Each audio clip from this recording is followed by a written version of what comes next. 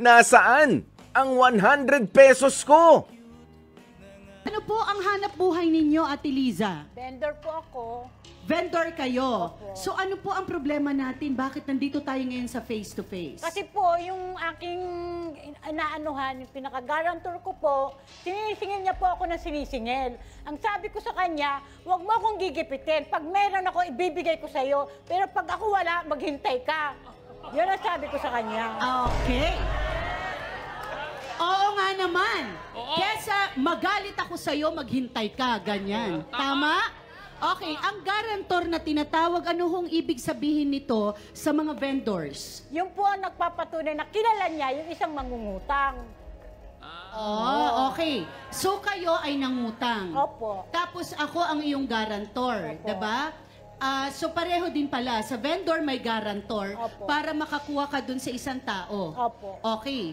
So bakit si guarantor ang iyong kagalit or Kasi nakakaaway? po, sa kanya po ako nagbibigay ng aking ihuhulog kasama ng aking card. Yung perang ihuhulog ko, nakaipit na po doon sa card. Binigay ko sa kanya.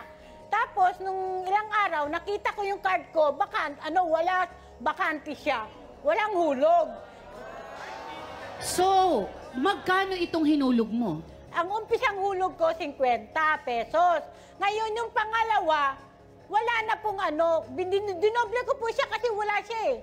Ngayon, nung pumasok sa kinabukasan, ginawa kong 100. Ngayon, nung pagtingin ko, wala, bakante po. Hindi niya po naalanuan. Bakante, wala ba kayong sinusulatan, pinipirmahan, Aling Liza? Wala po kami pinipirman. Ang pumipirma doon, yung hinuhulugan na. So ang sinasabi mo, anong pangalan nitong guarantor mo? Merly po. So ibig mo sabihin si Merly ay hindi niya sinulat o nilista na ikaw ay nagbayad na. Hindi po siya ang naglilista. Binibigay lang po niya. May card, Mama Carla, may card. May tama. card Pag card, kasi. pipirmahan nyo. Tama, Mama, Patingin may nga card. ng card na yan, Yan, para yan, mas oh. naiintindihan ko. Yan, para may lista yan. Okay. Listahan, So listahan. listahan ito. May bayad, tapos Okay. pipirmahan. Ay, eto nga. Oh, Sa yan. 100, hindi niya chinek. Yung 7 po, bakante. Yung po ang reklamo ko sa kanya. Nung 7. Absent po siya noon. Kinabukasan, dinoble ko, bali 100. Ang kaso, blanco. Hindi, parang hindi nakarating. Kaya, kailangan mo tong bayaran ulit. Hindi na po kasi bayad na ako sa kanya. Pero nilalaban niya na hindi ka bayad. Hindi pwede mangyari yon. Kasi pera yon, malinaw. At pinaghirapan. Yes! Yes! Yes! Yes na yes yan, ha? Yes nga ba ang isasagot ng ating street vendor number 2 na hindi raw naglista ng hinulog na 100 pesos ni Ate Liza? Merly, pasok!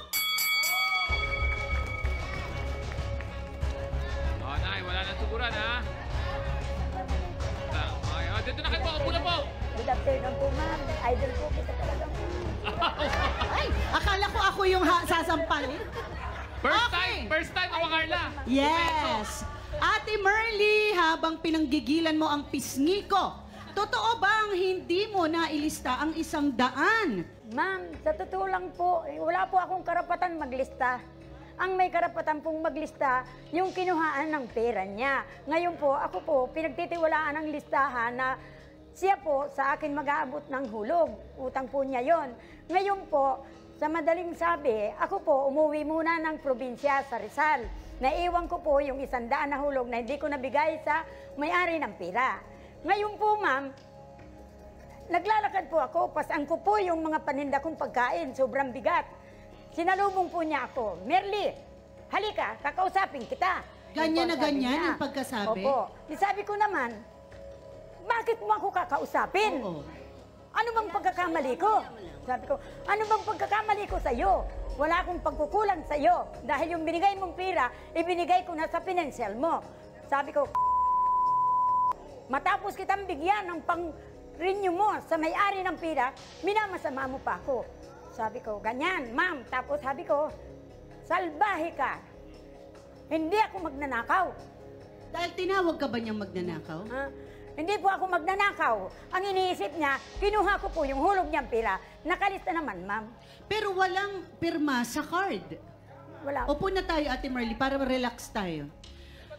Bakit ho walang perma dun sa card? Hindi po, kasi po ma'am, ang nag-ano po noon, yung may-ari ng pila, bawal po ako magsulat noon. Hindi Ngayon kasi siya dapat ang nagsusulat. Tama, nakaligtaan Ate ko Liza. po. Nakaligtaan ko po, ma'am, Na?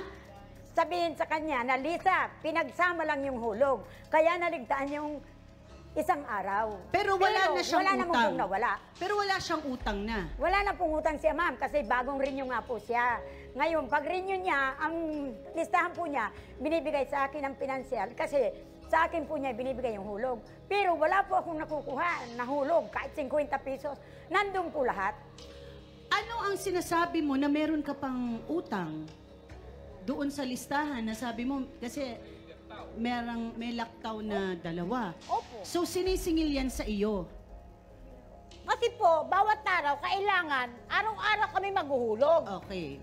Ngayon, pagka ang isang araw, hindi ka naghulog, ibig sabihin nun, lalaktawan yun. Mm-mm. Ay ako, binayaran ko yung araw na absensya at saka nung kinabukasan. Bakit yung absent niya nakalaktaw?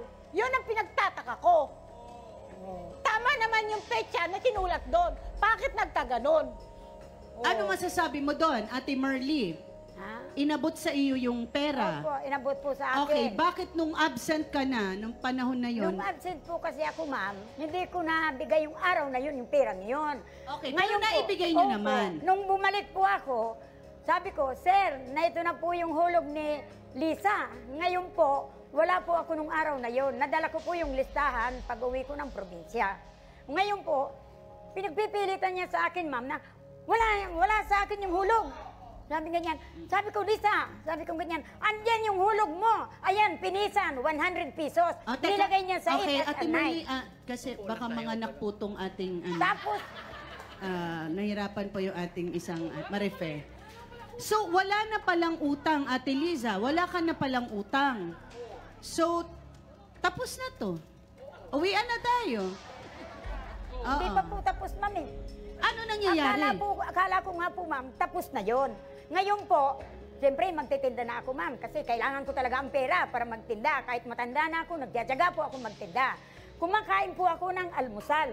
Dumaan po siya. Ang sabi niya, Mirle, sabing ganyan. Bakit Ngayon po, nawala na ako ng malay. Oo. May witness po ako, si Maribik. Sabi ko, hindi na po ako nagsalita. Ang ginawa ko po, nakatakbo pa po ako sa police station. Sabi ko, Sir, damputin mo yung matandang yan. Sabi ko ganyan. Tapos po, pinasok na po siya doon sa loob ng pulis. Ngawa pa po siya ng Umabot kayo sa pulis? Opo. Eh ma'am, may katibayan po ako. Bakit Pinabarangay ko kayo po siya. umabot sa pulis, Ate Liza? Bakit inabot na ikaw ay pinadampot?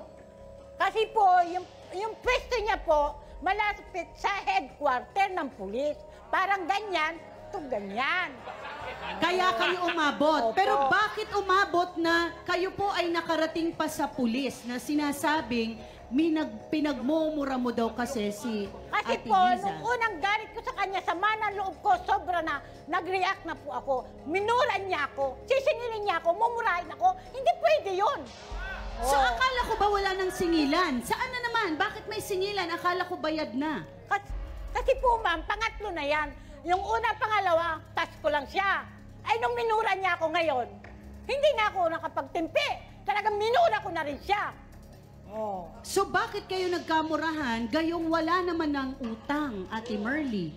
Wala na nga pong utang siya. Ang may utang po siya doon sa financier. Sa akin po, may mga nangungutang na wala nang bayaran. Dapat po, iniintindi naman niya ako, ma'am. Kasi ako, matanda na talaga, naghahanap buhay. Teka, Ang ayaw nanggulo ko lang na, sa kanya, diba? Katulad ng sinabi ko kanina. Ngayon lang ako Wala naguluhan, nang utang, pero may utang pa sa financer. Hindi po, ma'am, meron po kami kinukuha ang tao. May isang tao. Opo. Okay. Ngayon, siya ang pinagkatiwalaan na mangolekta. Ngayon, yung card namin, siya nagtatago.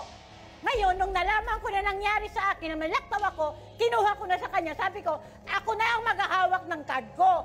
Kung halimbawang wala ka, walang problema, nasa akin. Anumat oras, araw, pwede ako maghulog kasi nasa akin na yung card ko. Sa akin,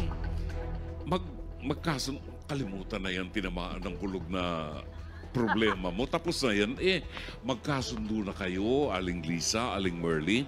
Pag-isipan nyo kung paano kayo makabubuo ng isang kooperatiba, ng isang organisasyon para magkaroon kayo ng legal personality na matutulungan kayo ng inyong local government unit para magkaroon kayo ng sarili nyong mga negosyo at hindi na kayo tumatangkilik sa 5-6. Pag 5-6, hindi kayo makakaangat dyan talaga. I wish you luck.